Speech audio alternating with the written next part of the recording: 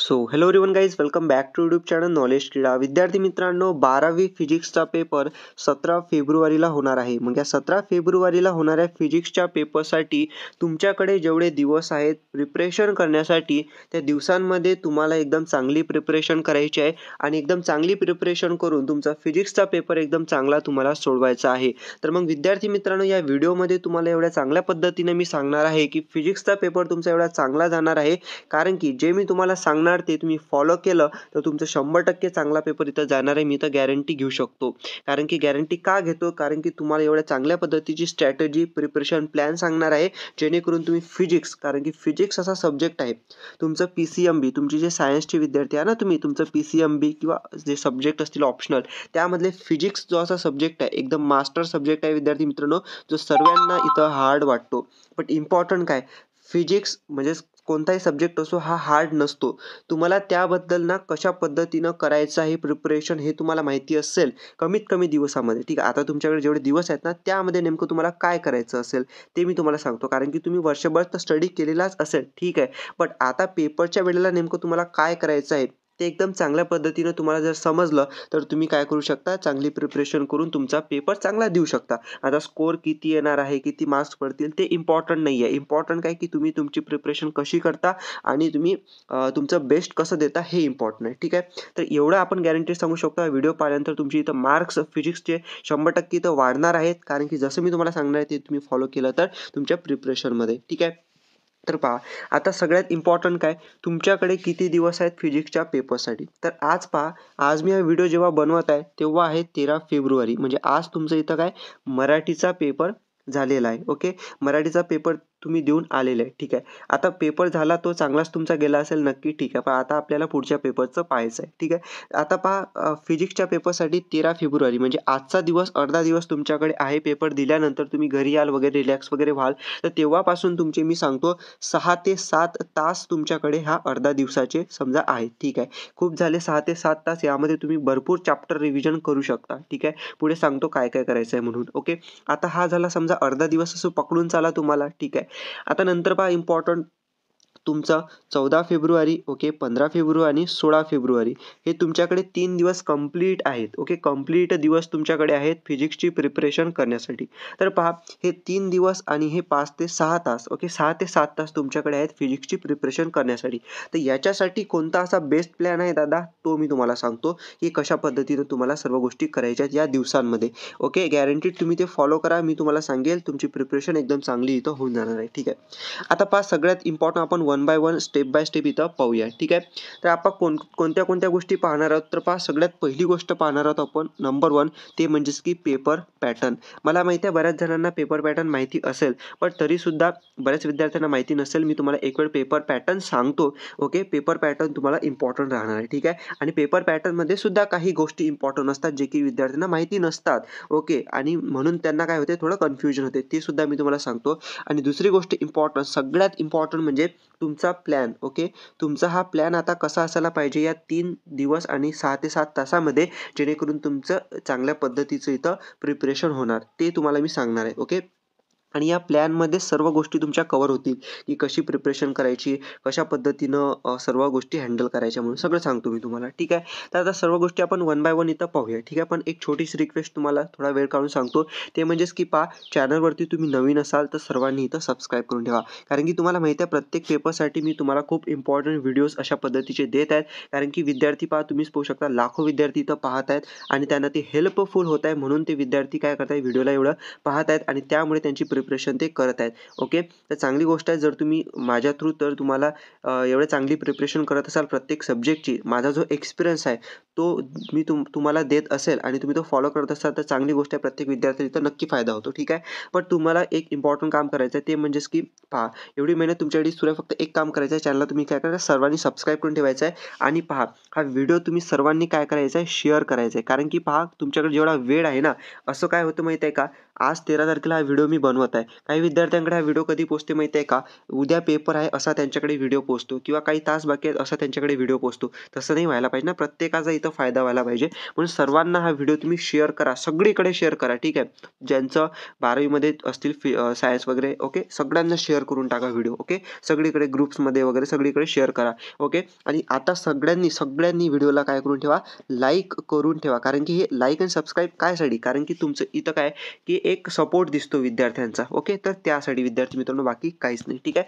तर चला आपण आपल्या प्लॅनकडे आपण इथं आता येऊया. ठीक आहे, आणि सर्वांनी कॉमेंट्समध्ये एक गोष्ट मला नक्की सांगा की तुमचं जे PCMB आहे ना, तर PCMB तर तुमचे कोणते सब्जेक्ट आहे. कारण की काही जणांचे PCM असते फक्त, काही जणांचं PCMB असते, काही जणांचं PCB असते. तर तुमचे कोणते सब्जेक्ट्स आहे एक पण मला कॉमेंट्समध्ये सांगा, जेणेकरून तुमच्यासाठी इम्पॉर्टंट व्हिडिओज तशा पद्धतीचे मी आणतो. ठीक आहे, सर्वांनी कॉमेंट्स करा, सर्वांनी. ओके, तर पहा, चला मी तुम्हाला सांगतो. ओके, तर पहा, पहिली स्टेप आहे आपली ते म्हणजेच की पेपर पॅटर्न. तर पेपर पॅटर्न जो बोर्डाचा आहे आपण पाहूया. तर पहा, बोर्डाने ही नोटीस आपल्याला दिलेली आहे. ओके, नोटीस कधीची आहे ते इम्पॉर्टंट आहे. तर पहा, फिजिक्सचा जो officially Maharashtra state board of secondary and higher secondary education Pune physics 12वीचा जो पेपर पॅटर्न आहे कधी रिलीज केलेला आहे, इयर 2020 to 21 आणि ऑनवर्ड्स म्हणजेच काय 2021च्या नंतर जो पेपर पॅटर्न आहे तो हाच आहे, अजून सुद्धा चेंज झालेला नाही आहे. सेम पेपर पॅटर्न आहे 2020-21 पासून. ओके, तो आपण पाहूया. तर पहा, पेपर पॅटर्नला आपण इथं सुरू करूया. तर पहा, तुमच्याकडे ना टायमिंग आहे 3 तास. 3 तासामध्ये तुम्हाला किती मार्क्सचा पेपर आहे, टोटल 70 मार्क्सचा तुम्हाला इथं पेपर आहे. आता पहा, 70 मार्क्सचा पेपर आहे. 70 मार्क्सचा पेपर कशा पद्धतीने डिवाइड केला आहे आपण पाहूया. तर पहा, यामध्ये तुम्हाला सगळ्यात पहिले येते सेक्शन ए. सेक्शन ए मध्ये टोटल तुम्हाला क्वेश्चन विचारतात. पहा, यामध्ये क्वेश्चन नंबर 1 असतो. क्वेश्चन नंबर 1 मध्ये select and write the correct answer. यामध्ये 1 to 10 MCQ असतात, म्हणजे मल्टिपल चॉईस क्वेश्चन्स असतात. म्हणजे एक क्वेश्चन असतो, त्याला 4 ऑप्शन असतात, त्यामधलं एक कोणतेही चूज करून तुम्हाला लिहायचं असते. याला म्हणतात MCQ, मल्टिपल चॉईस क्वेश्चन्स. यामध्ये पाहू शकता, MCQ मध्ये तुम्हाला 7 थेअरी आणि 3 न्यूमरिकल्स. जसं मी तुम्हाला सांगितलं की पेपर पॅटर्नमध्ये काही गोष्टी इम्पॉर्टंट आहेत, ते हे म्हणजेच की पहा, जसं आता MCQ आहे, MCQ मध्ये तुम्हाला जे थेअरी आहे, आता तुम्हाला माहिती आहे ना, फिजिक्स काही जणांना भारी का वाटतो, कारण की जे विद्यार्थी आहेत त्यांचं म्हणणं काय आहे की फिजिक्समध्ये न्यूमरिकल्स आहेत. न्यूमरिकल्स म्हणजेच काय, जसे मॅथमॅटिक्समध्ये प्रॉब्लेम्स असतात ना, तसं फिजिक्समध्ये कन्सेप्ट समजून घेऊन फॉर्म्युलेज आहेत काही, आणि त्यावरून तुम्हाला न्यूमरिकल प्रॉब्लेम येतात, त्याला न्यूमरिकल्स म्हणतात. तर हे न्यूमरिकल्स त्यांना भारी वाटतात, म्हणून फिजिक्स ज्यादातर विद्यार्थ्यांना काय वाटते, भारी वाटते. बट पहा, आता ही गोष्ट समजून घ्या तुम्ही की प्रत्येक सेक्शनमध्ये किती मार्काला तुम्हाला न्यूमरिकल आणि थेअरीचे प्रॉब्लेम ठरलेले आहेत. जसं आता MCQ मध्ये थेअरीचे हे 7 प्रश्न येतात आणि 3 न्यूमरिकलचे प्रश्न येतात. ओके, समजलं. आणि प्रत्येक प्रश्न 1 मार्काला किती, 10 मार्काला असे टोटल तुम्हाला विचारतात. याच सेक्शनमध्ये क्वेश्चन नंबर 2 मध्ये तुम्हाला 1 to 8 पर्यंत तुम्हाला व्हेरी शॉर्ट आन्सर म्हणजे 1 मार्कवाले क्वेश्चन तुम्हाला विचारतात. यामध्ये 6 थेअरी आणि 2 न्यूमरिकल असे 8 मार्कासाठी तुम्हाला हे व्हेरी शॉर्ट आन्सरवाले क्वेश्चन विचारतात क्वेश्चन नंबर 2 मध्ये. तर असा टोटल तुमचा सेक्शन ए होतो तुम्हाला टोटल 18 मार्क्ससाठी. यामध्ये कोणते ऑप्शनल नाही आहेत. 10 MCQ आहेत, 10चे 10 सोडवायचे आहेत. 8 व्हेरी शॉर्ट आन्सर आहेत, क्वेश्चन आहेत, ते तुम्हाला पूर्ण सोडवायचे आहेत. हा झाला सेक्शन ए 18 मार्क्ससाठी. ओके, त्यानंतर सेक्शन बी येते. सेक्शन बी मध्ये तुम्हाला पहा, सेक्शन बी मध्ये टोटल 16 मार्क्ससाठी असतो. यामध्ये पहिलं असते अटेम्प्ट एनी 8. कोणतेही 8 क्वेश्चन तुम्हाला काय असतात, सोडवायचे असतात. कितीपैकी पहा, question number 3 to question number 14 म्हणजे 12 क्वेश्चनपैकी तुम्हाला टोटल 8 क्वेश्चन काय सोडवावे लागतात. आणि हे असतात शॉर्ट आन्सर 1. यामध्ये 7 थेअरी आणि 5 न्यूमरिकलचे प्रॉब्लेम तुम्हाला येतात. ओके, प्रत्येक क्वेश्चन किती मार्काला, प्रत्येक क्वेश्चन आहे 2 मार्काला. असे 2 मार्क्साला किती, 8 क्वेश्चन. तर असे टोटल तुम्हाला 8 गुणिले 2 असे किती, 16 मार्क्ससाठी तुम्हाला सेक्शन बी मध्ये क्वेश्चन विचारतात. ओके, त्यानंतर आहे तुम्हाला सेक्शन नंबर सी. तिसरा सेक्शन आहे. सेक्शन सी मध्ये 24 मार्क्ससाठी तुम्हाला हे क्वेश्चन विचारतात. यामध्ये सुद्धा सेम तुम्हाला question number 15 to question number 26 पर्यंत टोटल 12 क्वेश्चन असतात. या 12 क्वेश्चनपैकी तुम्हाला सोडवायचे असतात अटेम्प्ट एनी 8. कोणतेही 8 क्वेश्चन सोडवायचे असतात. Short answer 2. ओके, यामध्ये 7 थिअरी आणि 5 न्यूमरिकल्स असतात. आता हे शॉर्ट आन्सर 2 म्हणजे काय आणि शॉर्ट आन्सर 1 म्हणजेच काय? आता असं समजून घ्या की हा 2 मार्काला हा एक क्वेश्चन आहे सेक्शन बी मधला आणि हा 3 मार्काला आहे सेक्शन 3 मधला. मग समजून घ्या ना, 2 मार्कासाठी असेल तर शॉर्ट आन्सर असेल. म्हणजेच काय की 2 मार्कासाठी जेवढं लिहावं लागेल तेवढं 3 मार्कासाठी नाही लिहावं लागेल. तर 3 मार्काला शिल्लक लिहावं लागेल तुम्हाला. ओके, शिल्लक पॉईंट्स त्यामध्ये असतील. तर असं म्हणून तुम्हाला असे मार्क्स डिवाइड केले आणि असं नाव दिलेलं शॉर्ट आन्सर 1 आणि शॉर्ट आन्सर 2. ओके, यामध्ये 7 थिअरी आणि 5 न्यूमरिकल असे 24 मार्काला क्वेश्चन विचारता. प्रत्येक क्वेश्चनला 3 मार्क असे सेक्शन सी मध्ये. ओके, त्यानंतर लास्टचा सेक्शन येते सेक्शन डी. ओके, 4 नंबरचा. यामध्ये टोटल 12 मार्कसाठी हा सेक्शन असतो. किती? 12 मार्कसाठी. यामध्ये पहा question number 27 to question number 31 म्हणजे किती? 27, 28, 29, 30 आणि 31 म्हणजे असे टोटल 5 क्वेश्चन असतात यामध्ये. आणि यामध्ये पहा अटेम्प्ट एनी 3. 5 पैकी कोणतेही 3 क्वेश्चन सोडवायचे असतात. म्हणजे प्रत्येक क्वेश्चनला किती मार्क झाले? प्रत्येक क्वेश्चनला झाले 5 मार्क. असे तुम्हाला 3 क्वेश्चन सोडवायचे, प्रत्येक क्वेश्चनला 4 मार्क. असे टोटल तुम्हाला किती? 12 मार्कसाठी तुम्हाला हे क्वेश्चन असतात. ठीक आहे. आता पहा तुमचं हे पूर्ण सेक्शन संपलेलं आहे. Section A, section B, section C आणि सेक्शन डी पर्यंतचा पेपर पॅटर्न तुमचा मी तुम्हाला सांगितला. आता सगळ्यात एक इम्पॉर्टंट नोट स्वतः बोर्डाने दिले पाहू शकता. ऑफिशियली दिले. ठीक आहे. असं फेक वगैरे काहीच नाही आहे. ठीक आहे. कारण की विद्यार्थी म्हणतात ना न्यूमरिकल खूप भारी असतात, खूप जास्त येतात. तर नोट पहा तुम्ही काय. ठीक आहे. तर पहा numerical should be maximum of 12 to 15 mark. किती? न्यूमरिकल प्रॉब्लेम जे असतात ना पूर्ण पेपरमध्ये, तुमचा 70 मार्काचा पेपर आहे. 70 पैकी 12 ते 15 समजून आले. 12 ते 15 मार्कासाठी तुम्हाला जास्तीत जास्त, ठीक आहे, मॅक्सिमम जास्तीत जास्त 12 ते 15 मार्कासाठी येतात तुम्हाला. त्याच्यावर नाही येत असं बोर्डाने सांगितलं. ठीक, मी नाही सांगत आहे, बोर्ड सांगत आहे. बोर्डाची ही ऑफिशियली पेपर पॅटर्नची नोटीस सांगत आहे. 12 ते 15 मार्क्ससाठी 70 पैकी. मग बाकीचे जे तुमचे राहिलेले आहेत ते पहा ना तुम्ही. जवळपास 55 मार्कासाठी तुम्हाला काय येते? तुम्हाला येते थेरी. थेरी येते तुम्हाला. म्हणून घाबरायचं काम नाही आहे न्यूमरिकलला. तर थेरी तुम्हाला इम्पॉर्टंट आहे. कन्सेप्ट तुमची इम्पॉर्टंट आहेत. ओके, तुम्ही कन्सेप्ट समजले, थेरी समजली तर तुम्ही ते थेरीचे प्रॉब्लेम सोडू शकता. आणि मॅक्सिमम थेरीच येते, न्यूमरिकल जास्त येत नाही. ठीक आहे, समजून घ्या. आणि त्यानंतर पहा सगळ्यात important, numerical should be included in each section. आणि हे सुद्धा इम्पॉर्टंट आहे, जे न्यूमरिकल प्रॉब्लेम असतात ते प्रत्येक सेक्शनमध्ये येतात. म्हणजे section A, section B, section C आणि सेक्शन डी यामध्ये न्यूमरिकल तुम्हाला बघायला मिळतात. ओके, म्हणून विद्यार्थी मित्रांनो तुम्हाला प्रत्येक सेक्शनमध्ये न्यूमरिकल्स असतात. ठीक आहे, 12 ते 15 मार्क्ससाठी मॅक्सिमम. तर पूर्ण मी तुम्हाला पेपर पॅटर्न आता पहिली स्टेप मी तुम्हाला सांगितली आहे. ठीक आहे. आता यामध्ये तुम्हाला मी एक छोटीशी गोष्ट सांगतो इम्पॉर्टंट. ठीक आहे, अजून एक गोष्ट इम्पॉर्टंट सांगतो तुम्हाला, जे बोर्डाने इथं स्वतः दिलेली आहे. ठीक आहे, एक मिनिट. ओके, तर पहा तुम्हाला काय सांगितलेलं बोर्डाने, difficulty level of the questions. Okay, difficulty level of the questions. तुमचा जो फिजिक्सचा पेपर आहे त्यामध्ये डिफिकल्टी लेवल कशी आहे एक वेळ तुम्हाला मी थोडंसं सांगून देतो. तर पहा यामध्ये 3 डिफिकल्टी लेवल आहेत. ओके, इझी, ॲव्हरेज आणि डिफिकल्ट, 3 पद्धतीच्या. यामध्ये किती मार्काला तुम्हाला डिफिकल्टी लेवलनुसार क्वेश्चन विचारतात ते सांगितलं. जसं की पहा इझीवाले किती मार्क्ससाठी विचारतात? टोटल 29 मार्काला. किती? 29 मार्काला इझीवाले क्वेश्चन विचारतात. सेकंडमध्ये ॲव्हरेज किती विचारतात? 49 मार्काला. 49 मार्काला ॲव्हरेज क्वेश्चन विचारतात. आणि 20 मार्काला तुम्हाला डिफिकल्ट विचारतात. आता पहा ना, जास्तीत जास्त कुठून विचारतात? 50% पेपर तो म्हणजेच की ॲव्हरेज क्वेश्चन्सवरती. आणि जे ॲव्हरेज क्वेश्चन्स आहेत ना तेच विद्यार्थ्यांना हार्ड वाटतात. बट ॲक्च्युअलमध्ये रिॲलिटीमध्ये जे डिफिकल्ट क्वेश्चन आहेत ते 20 मार्कासाठीच येतात. आणि जवळपास 49 मार्कासाठी 50% तुमचा पेपर जो येतो तो ॲव्हरेज येतो. समजलं? तर तुम्हाला ॲव्हरेज भारी वाटते म्हणून तुम्हाला भारी वाटते. समजलं? पण ॲव्हरेज जर तुम्ही चांगलं केलं तर तुम्ही पेपर सोपा जाऊ शकतो तुम्हाला. ठीक आहे, कारण की डिफिकल्ट जास्त येत नाही. तर समजलं असेल, 30% इझी येते, 50% ॲव्हरेज आणि 20% डिफिकल्ट. हा 98 मार्क म्हणजेच काय?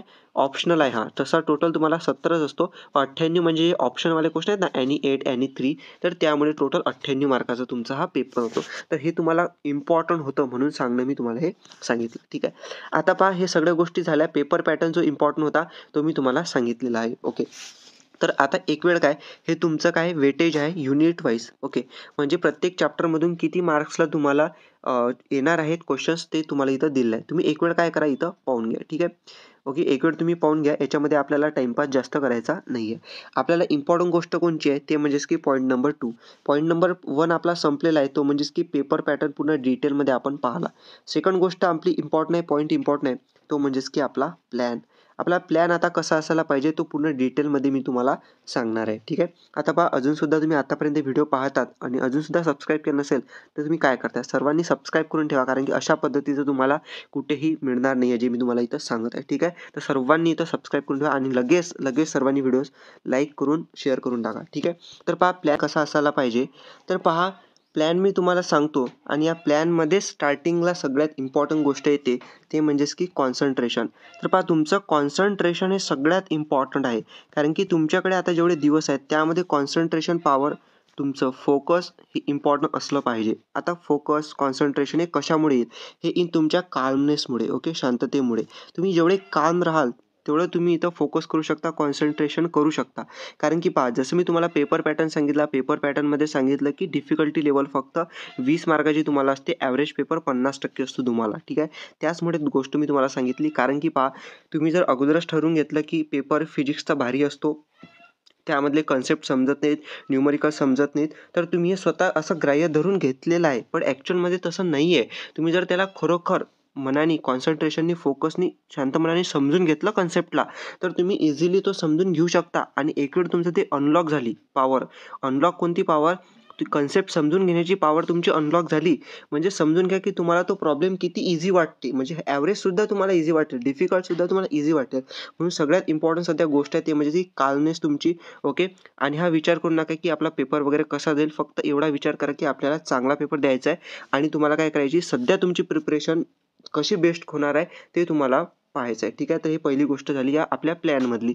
आता पुढे आपण इथं जाऊया. तर पहा, सगळ्यात इम्पॉर्टंट काय की आता तुम्हाला या 3 दिवस, किती 3 दिवस, ओके, 3 दिवस आणि तुमच्याकडे 5 ते 6 तास आहेत, ओके. 5 ते 6 तास आहेत तुमच्याकडे.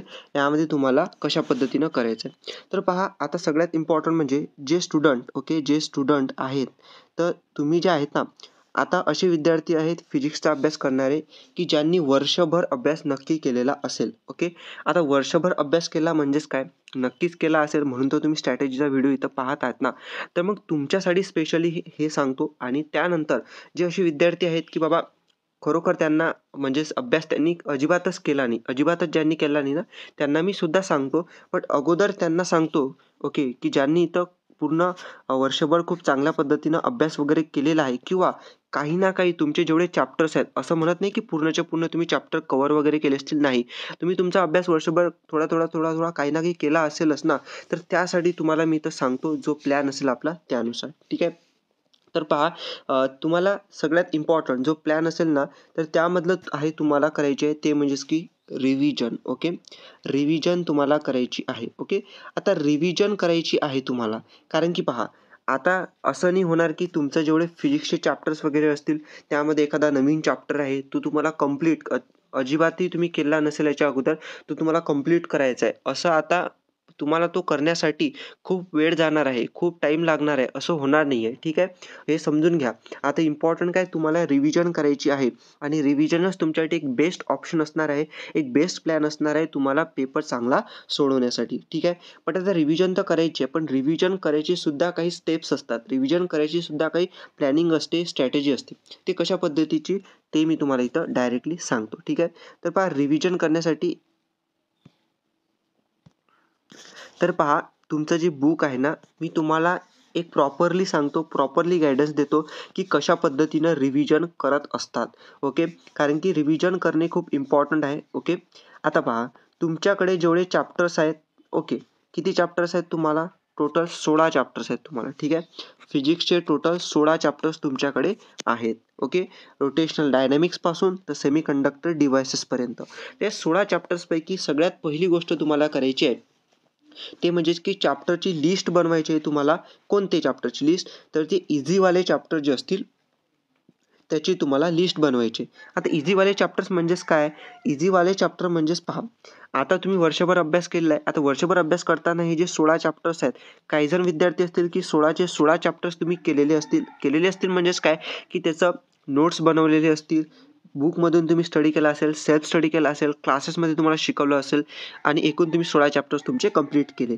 किंवा असं सुद्धा होऊ शकते की ठीक आहे 16 चॅप्टर्स फिजिक्स मोठा व्हास्ट सब्जेक्ट आहे, सिलेबस आहे, तर त्यामुळे ते होत नाही. तर असं होऊ शकते की 3 ते 4 चॅप्टर तुमचे बाकी असतील. ओके, मॅक्सिमम 5 चॅप्टर पकडा की तुमची इथं बाकी आहेत. असं पकडून चाला, ठीक आहे, चालेल, काही प्रॉब्लेम नाही.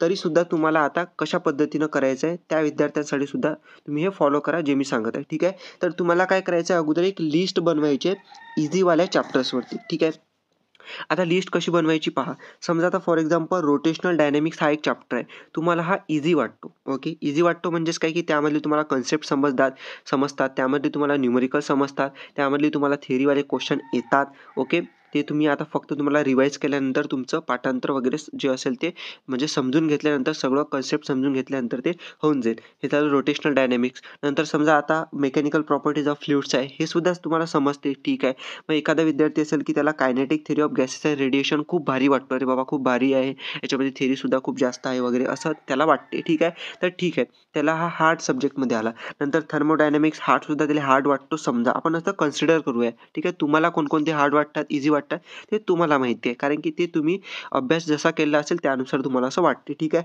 तर एखाद्याला ऑसोलेशन सोपी वाटते, सुपरपोजिशन ऑफ वेव्ह सोपी वाटते, वेव्ह ऑप्टिक्स, इलेक्ट्रोस्टॅटिक्स हे सोपी वाटतात. म्हणजे एकूण काय करायचं आहे तुम्हाला आता, 2 लिस्ट बनवायचे. ठीक आहे, पहिली लिस्ट असेल तुमची सगळे इझीवाले चॅप्टर्स. ठीक आहे, सगळे इझीवाले चॅप्टर्स जेवढे तुम्ही प्रिपेअर केले असतील ना, ते सगळे इझीवाले चॅप्टर्समध्ये ॲड करा.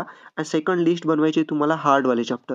हार्डवाले म्हणजेच काय, त्याचं अजिबातच समजत नाही. म्हणजे जर तुम्ही समजा आता एखादा थेअरीवाले प्रॉब्लेमसुद्धा क्वेश्चन घ्यायला सुद्धा बसले, तुम्हाला ते समजतच नाही, कन्सेप्ट काही करून समजतच नाही, ते एक कन्सेप्ट समजून घ्यायलाच तुम्हाला पूर्ण दिवस जाईल. अशा पद्धतीचे हार्डवाले क्वेश्चन असं तुम्ही समजून घ्या. किंवा 1 तास जाईल, 2 तास जाईल एकच कन्सेप्ट समजून घ्यायला, असं तुम्ही समजा की ते हार्ड आहेत, आपल्याला येतच नाही जास्त करून. म्हणजे इझीवाले असतील ते तुम्हाला लवकर समजतील, कन्सेप्ट लवकर समजेल, थेअरी न्यूमेरिकल सगळं लवकर समजेल. हे इझी चॅप्टरच्या लिस्टमध्ये तुम्हाला टाकायचं. इथं समजून घ्या, इझी आणि हार्डवाले चॅप्टरच्या लिस्ट तुम्हाला असे बनवायचे. ठीक आहे, आता आपण काय केलं, इझीवालं बनवलं आणि हार्डवाले चॅप्टरची लिस्ट आपण बनवली आहे. ठीक आहे, आता काय करायचं मग, आता पहा, जे इझीवाले चॅप्टर आहेत ते तुम्हाला अगोदर घ्यायचे आहेत. आता जे हार्डवाले चॅप्टर आहेत तुम्ही त्याला थोडं विसरून जा. थोडं म्हणजेच आपल्याला ते नंतर सांगतो मी काय करायचं, पण अगोदर जे इझीवाले चॅप्टर तुमचे राहतील त्याला तुम्ही समजून घ्या. आपण असं कन्सिडर करू की जे समजा 16 चॅप्टर्स आहेत, एखादा विद्यार्थी समजा 16 पैकी समजा शेवटचे हे 4 चॅप्टर त्याला राहिलेले आहेत बाकी, त्यानं अजिबातच याचा वर्षभर स्टडी केला नाही असं समजा. ठीक आहे, असं आपण समजूया. 12 चॅप्टर्स आहेत, असं समजा की 12 पैकी समजा जे 7 चॅप्टर्स आहेत ते त्याला येतात. ओके, म्हणजे येतात म्हणजे इझी वाटतात. ओके, जसं 1 पासून 7 पर्यंत आपण असं कन्सिडर करू की इझी वाटतात आणि 8, 9, 10, 11, 12 असं त्याला भारी वाटतात असं समजूया. ठीक आहे, आता हे जे पहिले 7 चॅप्टर्स आहेत याच्यासाठी त्यानं काय करायला पाहिजे, काय म्हणजेच रिव्हिजन कशा पद्धतीनं करायला पाहिजे ते मी तुम्हाला सांगतो. ठीक आहे, तर पहा, समजा आता रोटेशनल डायनॅमिक्सपासून तर वेव्ह ऑप्टिक्सपर्यंत मी तुम्हाला काय करतो, एक रोटेशनल डायनॅमिक्स या चॅप्टरचं रिव्हिजन कसं करायचं हे तुम्हाला मी सांगतो. म्हणजेच तुम्हाला काय करावं लागणार, जे तुम्हाला इझीवाले चॅप्टरची तुम्ही जे लिस्ट बनवाल त्याचं रिव्हिजन कसं करायचं त्या पद्धतीनं करायचं, जसं मी तुम्हाला सांगत आहे, म्हणजे तुम्हाला इथं समजून जाईल. ठीक आहे, तर आता पहा, सगळ्यात मेन सोर्स तुमचा असायला पाहिजे रिव्हिजन करण्यासाठीचा. सगळ्यात मेन सोर्स म्हणजेच काय, आता तुम्ही तुमचे क्लासेस वगैरे असेल तर क्लासेसमध्ये तुम्हाला जे नोट्स असतील, ओके, नोट्स कोणते असतील, तुम्ही तुमच्या बुक्समध्ये, आता फिजिक्समध्ये तुम्हाला टीचर शिकवतात ना तुमच्या क्लासेसमध्ये, तुमचे नोटबुक असेल त्यामध्ये क्वेश्चन ॲन्सर तुम्ही लिहिलेले असतील, किंवा तुमच्या नोट्सबुकमध्ये तुम्ही तुमचे कन्सेप्ट लिहिलेले असतील, डेफिनेशन्स असो. ओके, छोटे छोटे डेफिनेशन, छोटे छोटे तुमचे कन्सेप्ट्स असतील, त्या कन्सेप्टवर आधारित तुमचे न्यूमेरिकल प्रॉब्लेम असतील किंवा थेरॉटिकल प्रॉब्लेम असतील, तर ते तुमचे झाले नोट्स तुमच्या क्लासेसमधले. काही विद्यार्थी सेल्फ स्टडी करत असतील तुमच्या बुकमधून, तर बुक झालं तुमचं एक रिव्हिजन करण्यासाठीचं हे झालं सोर्स झाला, किंवा अजून तुमच्या काही नोट्स असतील. ओके, ते झालं. पण इम्पॉर्टंट काय, वेगवेगळ्या जास्त नोट्स नका वापरू, जे तुमचं एक प्रॉपरली असेल, ज्याच्यामधून तुम्ही वर्षभर अभ्यास केला असेल ते तुम्ही काय करा, सोबत ठेवा आणि त्याच्यामधून तुम्हाला काय करायचे, रिव्हिजन करायचे. ठीक आहे, तर चला आपण आता इथं समजून घेऊया. ओके, तर समजा आता मला रोटेशनल डायनॅमिक्स याची मला काय करायचे, हे करायचे, रिव्हिजन करायची. कशी करणार मी, तर पहा, सगळ्यात अगोदर मी काय करणार, जे जे टॉपिक्स असणार आहेत त्या टॉपिक वाईज मला जायचं आहे रिव्हिजन करण्यासाठीचं, ठीक आहे. तर टॉपिक वाईज कसं जायचं पहा. आता सगळ्यात इम्पॉर्टंट लक्ष एक गोष्ट ठेवायची माइंडमध्ये, की आपल्याला एवढा वेळ नाही आहे की आपण एका चॅप्टरसाठी खूप जास्त वेळ देऊ. ओके, आपल्याला एवढा वेळ नाही की एका चॅप्टरसाठी आपण खूप जास्त वेळ देऊ. तर आपल्याकडे कमी वेळ आहे, तर कमी वेळेमध्ये खूप चांगल्या पद्धतीनं, ओके, चांगल्या पद्धतीनं कशा पद्धतीनं आपण हे करू शकतो, रिव्हिजन करू शकतो आणि कन्सेप्ट समजून घेऊन त्याचं आपल्याला लक्षात राहील असं रिव्हिजन आपण करू शकतो, ते आपल्याला इम्पॉर्टंट, ठीक आहे. तर आता मी काय करणार की एका टॉपिक वाईज इथं रिव्हिजन स्टार्ट करणार. समजा आता पहिला चॅप्टर आहे, आपण घेतला रोटेशनल डायनॅमिक्स. मग याचं काय करणार मी, सगळ्यात पहिले इंट्रोडक्शन. ओके, आता इंट्रोडक्शन मी वाचेल. आता इंट्रोडक्शन वाचताना खूप जास्त असं करेल का, इंट्रोडक्शनच खूप जास्त वेळ वाचेल नाही. तर आता तुम्हाला काय फुल कॉन्सन्ट्रेशनने, फुल फोकसने तुम्हाला हे वाचावं लागणार, की एक वेळ तुम्ही हे वाचलं की तुम्हाला इथं लगेच समजून जाणार. कसं समजून जाणार, जसं की आता पहा की circular motion is an essential part of our daily life. Okay, important आहे, ठीक आहे. काय इम्पॉर्टंट आहे, सर्क्युलर मोशन, ठीक आहे. Every day we came across several revolving or rotating objects. Okay, during the revolution the object, okay, undergo circular motion about the same point outside the object or about the same other object, while during rotation the motion is about an axis rotation passing through the object. आता इथं एक गोष्ट समजून घ्या, जेव्हा तुम्ही वाचता ना, फक्त वाचू नका. तर वाचताना तुम्हाला काय करायचं आहे, कन्सेप्ट समजून घेऊन वाचायचं आहे. नाहीतर तुम्ही फक्त वाचलं तर तुम्हाला काहीच नाही समजणार. आता पहा, मी इथं वाचलं ना, मला काय समजलं, मला एक गोष्ट समजली की जे सर्क्युलर मोशन आहे, ओके, जे सर्क्युलर मोशन आहे ते आपल्या डेली लाईफमध्ये इथं काय असते, डेली यूजमध्ये आपल्याला बघायला मिळते. आणि यामध्ये एक गोष्ट अजून सांगितली की सर्क्युलर मोशन म्हणजेच काय असते पहा. Undergo circular motion about the some point.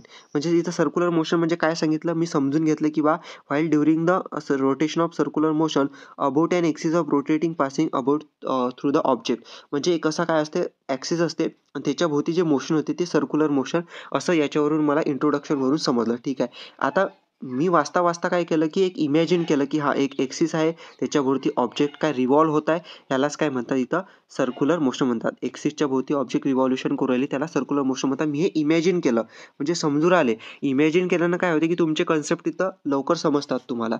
म्हणजेच का असं फास्ट तुम्हाला थोडं इथं समजून घेऊन पुढे जायचं आहे. नाहीतर काय होणार की इझीवाला टॉपिक आहे आणि तुम्ही इथंच अटकून बसाल तर तुमचं इथं रिव्हिजन होणार नाही, एवढं लक्षात ठेवा. म्हणून आता मी तुम्हाला काय सांगत आहे, असं तुम्हाला पुढे जायचं आहे. त्यानंतर पुढचा टॉपिक येते की आता सर्क्युलर मोशन आहे, ठीक आहे. आता त्याचे कॅरेक्टरिस्टिक्स कसे आहेत, ओके. तर it is an accelerated motion as the direction of velocity changes at every instant it is an acceleration motion. आता तुम्हाला इथं सांगितलेलं आहे की the velocity of direction of velocity changes at every instant. म्हणजेच काय, समजा हे सर्क्युलर मोशन आहे. आता याची व्हेलॉसिटी कोणत्या डायरेक्शन असणार आहे, हे पहा इथं तुम्हाला डायग्राम दिली आहे. व्हेलॉसिटी या डायरेक्शन असणार आहे. नंतर प्रत्येक पॉईंटला काय होत आहे, इथं व्हेलॉसिटी काय होत आहे, चेंज होत आहे. असं तुम्हाला इमॅजिन करायचं आहे की व्हेलॉसिटी हा प्रत्येक डायरेक्शनला इथं चेंज होत आहे. कारण की सर्क्युलर मोशन म्हणजे असं होतं ना, इथं असते तर सर्क्युलर असते म्हणून व्हेलॉसिटी चेंज होत आहे, ठीक आहे. समजून घेतलं. आता मी तुम्हाला एक्सप्लेन करत आहे म्हणून टाईम लागत आहे, समजून राहिले. बट तुम्ही जेव्हा वाचता ना, तुम्हाला लगेच समजून घ्यावं लागते की हा direction changing of velocity at every point Wien circular motion happens, असं तुम्हाला समजून घ्यायचं आहे, ठीक आहे. नंतर पहा, it is a periodic motion. म्हणजे पिरियॉडिक मोशन आहे म्हणजे सेम टाईमवरती काय इथं हॅपन होते असं समजून चाला, ठीक आहे. दस the motion is in periodic space. Okay, तर असं तुम्हाला काय करायचं, असं प्रत्येक गोष्ट समजून पुढे जात जायचं आहे. कारण की काय आहे की हे जे तुम्हाला दिलं आहे, कॅरेक्टरिस्टिक दिलं आहे, इंट्रोडक्शन दिलं आहे, हे प्रत्येक पॉईंट इथं पुढच्या टॉपिकवरती येणार आहे. म्हणजेच हा जो टॉपिक आहे, समजा कायनेमॅटिक्स ऑफ सर्क्युलर मोशन, हा डिपेंड आहे कॅरेक्टरिस्टिक्सवरती. नंतर हा कायनेमॅटिक्स ऑफ सर्क्युलर मोशन याच्यावरती डिपेंड असेल पुढचा टॉपिक. हे जे डायग्राम आहे या डायग्रामवरती डिपेंड असेल पुढचा टॉपिक. ओके, समजलं. तर तुम्हाला असं काय करायचं आहे, समजून घेऊन, ओके, फक्त वाचून नाही तर समजून घेऊन, टॉपिक समजून घेऊन तुम्हाला हा थेरॉटिकल पार्ट असेल, न्यूमरिकल काही न्यूमरिकल पार्टसुद्धा असेल जो तुम्हाला फक्त वाचूनच समजून घेऊनच समजेल. ओके, असं पद्धतीने तुम्हाला काय करायचं आहे. त्यानंतर काय ते तुम्हाला समजा कायनेमॅटिक्स ऑफ सर्क्युलर मोशन त्याचं तुम्हाला वाचायचं आहे. जे न्यूमरिकलचे फॉर्म्युलेज येतात तुम्हाला ते समजून घ्यायचे आहेत, ठीक आहे. आणि फिजिक्समध्ये मॅक्सिमम काय असते माहिती आहे का, एक जर डायग्राम तुम्हाला समजली तर त्यावरून भरपूर कन्सेप्ट तुमची इथं क्लिअर होतात, ठीक आहे. तर असं तुम्हाला वन बाय वन पुढे जायचं आहे, ठीक आहे. आता तुम्हाला काय, मी जे काय सांगितलं वन बाय वन जायचं आहे. म्हणजेच काय की नंतर तुम्हाला समजा आलं युनिफॉर्म सर्क्युलर मोशन. तर युनिफॉर्म सर्क्युलर मोशन म्हणजेच काय की समजा हे डायग्राम तुम्हाला दिले आहे, ठीक आहे. समजा युनिफॉर्म सर्क्युलर मोशन आहे.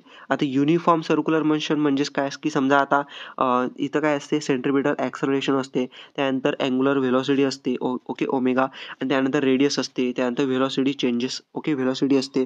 आणि याच्यावरती तुम्हाला काय या कन्सेप्टवरती एक फॉर्म्युला तुमचा बनलेला आहे, ते म्हणजेच की रेडियल किंवा centripetal acceleration is equal to minus omega square R okay omega square R.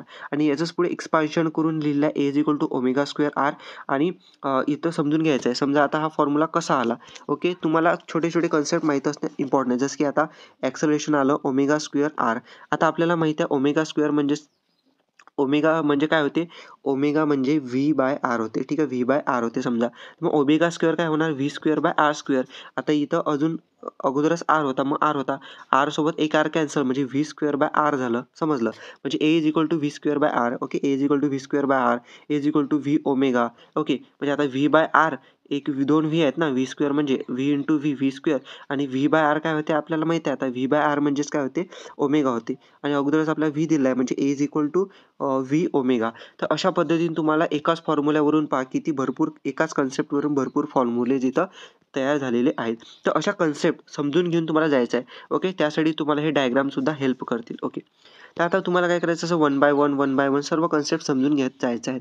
आता वन बाय वन समजून घेत जात असताना यामध्ये काही कन्सेप्ट ओके म्हणजे मॅक्सिमम ओके मॅक्सिमम कन्सेप्ट अशा असतील की जे तुम्ही फक्त वाचून आणि समजून घेऊन तुम्हाला समजेल ओके. हे झालं.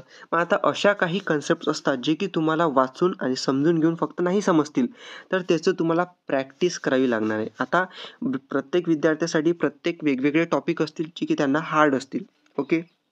म्हणजे समजा एखादा विद्यार्थी असेल की बाबा ठीक आहे सेंट्रीफ्युगल फोर्स हे तर इझी आहे, ठीक आहे इझी आहे, मला असं वाटतं इझी आहे, बट काही विद्यार्थ्यांना असं वाटेल की सेंट्रीफ्युगल फोर्स म्हणजे भारी असेल. कारण की सेंट्रीफ्युगल फोर्समध्ये समजा भारी काय असू शकते की त्याचं हा समजा फॉर्म्युला वगैरे जे सुद्धा असेल ते भारी वाटत असेल एखाद्या विद्यार्थ्याला, किंवा सेंट्रिपिटल आणि सेंट्रीफ्युगल फोर्समध्ये त्याला कन्फ्युजन असेल, ठीक आहे, म्हणून त्याला भारी वाटत असेल.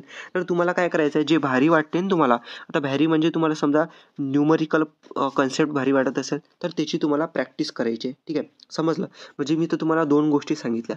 पहिली गोष्ट म्हणजे तुम्ही काय करायची, वन बाय वन वाचत असताना समजून घेत असताना ज्या सोपे कन्सेप्ट आहेत, इझी कन्सेप्ट आहेत, ते वाचून ओके, त्या वाचून आणि समजून घेऊन तुम्हाला काय करायचे, याचं रिव्हिजन करायचे आहे. सेकंड गोष्ट म्हणजे जे तुम्हाला भारी वाटते, जे भारी वाटते ना, हार्ड वाटते, त्याची तुम्हाला काय करायची आहे, प्रॅक्टिस तुम्हाला करायची आहे. प्रॅक्टिस करून तुम्हाला ते समजून घेऊन काय करायचं आहे, रिव्हिजन करायचं आहे ओके. कारण की प्रॅक्टिस केल्याशिवाय हार्ड कन्सेप्ट तुम्हाला नाही समजणार, ठीक आहे. तसं प्रत्येक चॅप्टरमध्ये ओके, असं प्रत्येक चॅप्टरमध्ये जे इझीवाले तुम्हाला मी सांगितले, असं तुम्हाला प्रत्येक चॅप्टरमध्ये हार्डवाले असे तुम्हाला येणारच आहेत, आणि त्याची तुम्हाला काय करायची आहे, प्रॅक्टिस तुम्हाला करायची आहे, ठीक आहे.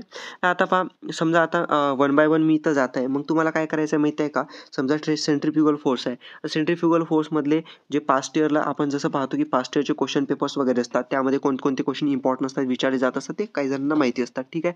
तर आता समजा सेंट्रिफ्युगल फोर्स आहे, आता बेसिक कन्सेप्ट काय खूप जणांना इम्पॉर्टंट असते की बा सेंट्रिफ्युगल फोर्स म्हणजेच काय, की हा एक सुडो फोर्स असते ओके. आणि सेंट्रिफ्युगल फोर्स म्हणजे हा सेंट्रिपिटल फोर्सच्या अपोजिट असते, म्हणजे हा वर्क करते अपोजिट साईडनं. सेंट्रिपिटल फोर्स हा सेंटरच्या साईडनं काय असते, डायरेक्टेड असते, बट सेंट्रिफ्युगल फोर्स हा काय असते, आउटवर्ड असते, म्हणजेच काय असते, out of the centripetal force असते, म्हणजेच वेगळ्या दिशेने असते, ऑपोजिटनं असते. त्या काही छोट्या छोट्या कन्सेप्ट असतात जे पास्ट इयरच्या क्वेश्चन पेपरमध्ये रिपीटेड होत असतात, ते सुद्धा तुम्हाला वन बाय वन इथं प्रत्येक कन्सेप्टनुसार क्लिअर करायला लागतात. आता पहा मी तुम्हाला इथं प्रत्येक गोष्ट एक्सप्लेन करत आहे, म्हणून रिव्हिजनला इथं टाईम लागत आहे. बट इम्पॉर्टंट काय, तुम्ही वर्षभर इथं अभ्यास केला आहे, तुमचा स्टडी केलेला आहे, तर तुम्हाला रिव्हिजन करताना जास्त हार्ड जाणार नाही ओके. कारण मी एक्सप्लेन करत आहे ना, म्हणून मला इथं वेळ लागत आहे, पण तुम्हाला वेळसुद्धा लागणार नाही, तुमचं इझिली अशा पद्धतीनं रिव्हिजन होऊन जाणार, ठीक आहे. रिव्हिजनचे 2 पॉईंट सांगितले. पहिला म्हणजे जे तुम्हाला इझी वाटते, जो चॅप्टर इझी आहे ना, त्यामधले जे कन्सेप्ट तुम्ही समजून घेऊन वाचून तुम्हाला समजेल, ते तुम्ही असं वाचून घेऊन समजून घेऊन तुम्ही रिव्हिजन करा. सेकंड म्हणजे जे तुम्हाला हार्ड वाटते ते तुम्ही काय करा, प्रॅक्टिस करा त्याची, तुम्ही लिहून पाहण्याची, न्यूमेरिकल असेल, थिओरॉटिकल असेल, जे सुद्धा हार्ड वाटते त्याची, ठीक आहे. तर अशा पद्धतीने तुम्हाला काय करायची आहे, रिव्हिजन करायची आहे, ठीक आहे. तर आता पहा तुम्हाला या सगळ्या गोष्टी काय समजल्या असतील. आता इम्पॉर्टंट काय तुम्हाला प्रत्येक चॅप्टरचं तुम्हाला करायचं आहे, ठीक आहे. प्रत्येक चॅप्टरचं एंडपर्यंत तुम्हाला ह्या सगळ्या गोष्टी फॉलो करायच्या आहेत. प्रत्येक चॅप्टरचं तुम्हाला अशा पद्धतीनं काय करायचं आहे, रिव्हिजन तुम्हाला करायचं आहे, ठीक आहे. आता हे झाली आपली पहिली लिस्ट, ठीक आहे. पहिली लिस्ट कोणती होती आपली? पहिली लिस्ट होती आपली जे इझीवाले आपले चॅप्टर्स असतील ना, तर इझीवाले चॅप्टर्सचे आपल्याला अशा पद्धतीनं काय करायचं आहे, रिव्हिजन करायचे, ठीक आहे. समजलं. आता इम्पॉर्टंट काय, जे हार्डवाले चॅप्टर आपण बनवले होते, लिस्ट बनवली होती, असं नाही की प्रत्येक जणांचं हार्डमध्ये चॅप्टर येतीलच. काही जणांना सगळे चॅप्टर इझी वाटतील, काही जणांना सगळे नाही तर थोडे इझी वाटतील, थोडे हार्ड वाटतील. तर इझीवाले असे अगोदर करून घ्यायचे. तुमच्याकडे जेवढे दिवस आहेत ना, 3 दिवस काही तास तुमच्याकडे जेवढे बाकी आहेत त्यामध्ये, तर इझीवाले तुम्हाला असं पटापट सगळं रिव्हिजन करून टाकायचं आहे, ठीक आहे. त्यानंतर जे हार्डवाले असतील त्याचंसुद्धा तुम्हाला करायचं आहे. बट कसं करायचं आहे सांगतो. समजा हार्डवाल्याचं काय करायचं आहे, की हार्ड चॅप्टरमध्ये सुद्धा काही इझीवाले बेसिक टॉपिक असतील, ठीक आहे. इझीवाले बेसिक. आता हार्ड चॅप्टरचं काय असते इम्पॉर्टंट, जर तुम्हाला बेसिक समजलं तर हार्ड प्रॉब्लेमसुद्धा तुम्ही हार्डवाले क्वेश्चनसुद्धा करू शकता. म्हणून तुमच्याकडे जेवढा वेळ उरेल, शिल्लक राहील, त्यामध्ये तुम्हाला काय करायचं आहे, प्रिपरेशन करण्यासाठी त्याचे हार्डवाल्या चॅप्टरचे बेसिक सगळे फंडे, इझीवाले सगळे तुम्हाला काय समजून घ्यायचे आहेत. ओके, ते वाचायचे, समजून घ्यायचे, प्रॅक्टिस करायचे बेसिकवालं, ठीक आहे. आणि जे समजा शेवटी राहील, काही प्रॉब्लेम नाही. तुम्हाला पूर्ण पेपर ऑप्शनल असतो. 98 मार्काचा पेपर असतो तुमचा, 70च तुम्हाला त्यापैकी सोडवायचे असतात. त्यामुळे टेन्शन घ्यायची गरज नाही. तुम्हाला जेवढं येईल हार्डवाल्या चॅप्टरचं तेवढं केलं ठीक आहे, राहिलं तर राहू द्या, काही प्रॉब्लेम नाही, ठीक आहे. तर हे झालं तुम्हाला कशा पद्धतीनं पूर्ण प्लॅन करायचा आहे मी तुम्हाला सांगितलेलं आहे. ज्यांचं पूर्ण वर्षभर त्यांनी स्टडी केला असेल ना विद्यार्थ्यांनी, तर त्यांना मी इथं पूर्ण सांगितलेलं आहे, ठीक आहे. तुम्हाला सगळ्या गोष्टी क्लिअर असतील, समजल्या असतील, एक वेळ मला कॉमेंट्समध्ये नक्की सांगा, ठीक आहे. आता इम्पॉर्टंट काय, आता तुम्हा सर्व विद्यार्थ्यांसाठी मी काही इम्पॉर्टंट क्वेश्चन काढलेले आहेत. थोडं लक्ष देऊन ऐका. इम्पॉर्टंट क्वेश्चन मी काढलेले आहेत बोर्ड एक्झामसाठी. कशासाठी? फिजिक्स, केमिस्ट्री, मॅथ आणि बायो चारही विषयासाठी मी काढलेले आहेत. हे क्वेश्चन कुठे व कसे मिळतील थोडं 1 मिनिट सांगतो मी तुम्हाला. तुम्हाला जर पाहिजे असतील खरोखर, जसं मी तुम्हाला सांगितलं वरती प्रिपरेशन कशी करायची, जर तुम्ही अशी प्रिपरेशन करत असाल तर माझे जे इम्पॉर्टंट क्वेश्चन मी काढलेले आहेत, जे दरवर्षी विद्यार्थ्यांना मी देतो आणि बोर्ड एक्झाममध्ये ते येतात, ओके, बोर्ड एक्झाममध्ये ते येतात सगळे याच्यासाठी विषयासाठी, फिजिक्स, केमिस्ट्री, मॅथ आणि बायोसाठी, ठीक आहे. तर तुम्हाला सुद्धा तुमच्या प्रिपरेशनमध्ये हेल्प पाहिजे असेल तर ते क्वेश्चन तुम्ही घेऊ शकता. कसे घेऊ शकता सांगतो, सिम्पली ऐका. तर हे क्वेश्चन आपल्या ॲपमध्ये आहेत, ओके. ॲपमध्ये आहेत नॉलेज किडा, ठीक आहे. नॉलेज किडा ॲप आहे. त्या ॲपमध्ये क्वेश्चन तुम्हाला दिले आहेत, ओके. कसे घ्यायचे सांगतो मी तुम्हाला, ठीक आहे. तर पहा, ॲपमध्ये गेल्यानंतर तुम्हाला माहिती आहे का 3 सब्जेक्ट दिले आहेत. एक आहे PCM, एक आहे PCB आणि एक आहे PCMB, ठीक आहे. ज्याचं PCM असेल ते PCMचे क्वेश्चन घेतील, ज्याचं PCB असेल ते PCB घेतील, ज्याचं PCMB असेल ते PCMB घेतील, ओके. स्टेप कशात घ्यायच्या पहा. तुम्हाला सगळ्यात अगोदर आपलं ॲप आहे नॉलेज किडा, डिस्क्रिप्शनमध्ये त्याची लिंक आहे. तिथून तुम्ही ॲप डाउनलोड करायचं, इन्स्टॉल करायचं, तुमचं नाव वगैरे टाकायचं, मोबाईल नंबर टाकायचा, ओके. लॉग इन करून घ्यायचं, सिंपल आहे, ठीक आहे. लॉग इन केलं, ॲपमध्ये गेल्यानंतर तुम्हाला ना एक मध्ये ऑप्शन येते. कोणतं? ॲपमध्ये सगळ्यात खाली ऑप्शन येते ते म्हणजेच की मध्ये स्टोअर म्हणून, ओके. लक्षात ठेवा, स्टोअर म्हणून ऑप्शन येते. त्या स्टोअरमध्ये खाली तुम्ही जसं स्क्रोल करता वेगवेगळे कोर्सेस तुम्हाला तिथं दिसतील 10वी-12वीचे. तर त्यामध्ये तुम्हाला खाली जसे स्क्रोल करता खाली तुम्हाला PCM, PCB आणि PCMB असे तुम्हाला कोर्सेस दिसतात, ठीक आहे. त्यामध्ये तुम्हाला माहिती आहे का, समजा PCM आहे तर PCMचे तुम्हाला प्रत्येक चॅप्टर वाईज तुमच्या पेपर पॅटर्ननुसार प्रत्येक सब्जेक्टचे PCMच्या 3 PDF आहे, म्हणजे फिजिक्सचे एक, केमिस्ट्रीचे एक आणि मॅथमॅटिक्सचे एक.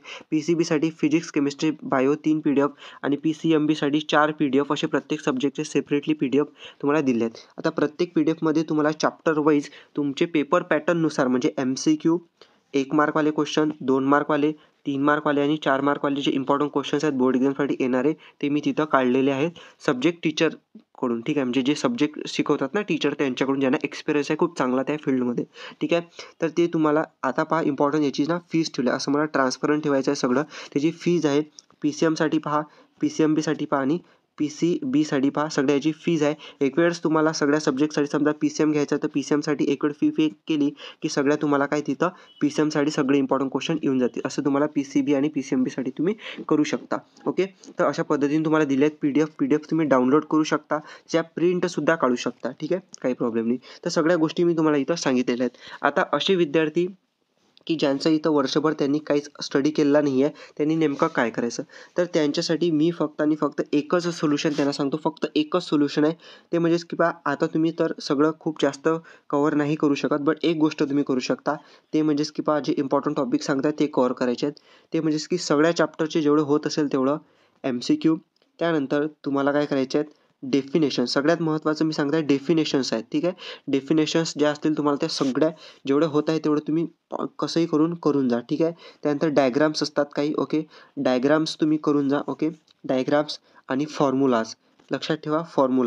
फॉर्म्युलाज तुम्हाला करून जायचे आहेत. जसं पहा इथं वरतीच तुम्हाला दिलं आहे. इथंच एकाच ठिकाणी दिलं आहे. ह्या डायग्राम ह्या फॉर्म्युला समजलं. तर असे प्रत्येक चॅप्टरमधले तुम्हाला करायचं आहे. जेवढं होत असेल तुमच्यानी तेवढं ज्यांचा काहीच स्टडी झाला नाही त्यांच्यासाठी. तर विद्यार्थी मित्रांनो अशा पद्धतीने तुम्हाला मी सगळं फिजिक्ससाठी कशा पद्धतीने प्रिपेअर करायचं मी सांगितलेलं आहे. ओके. तर तुम्ही हा व्हिडिओ नक्की शेअर करा तुमच्या मित्रांपर्यंत जेणेकरून त्यांनासुद्धा हेल्प होईल आणि तुमच्याकडे जेवढा वेळ आहे त्यामध्ये नक्की तुम्ही फॉलो करा. कसा वाटला व्हिडिओ कमेंट्समध्ये नक्की सांगा. Thank you for watching video. Stay connected. Thank you.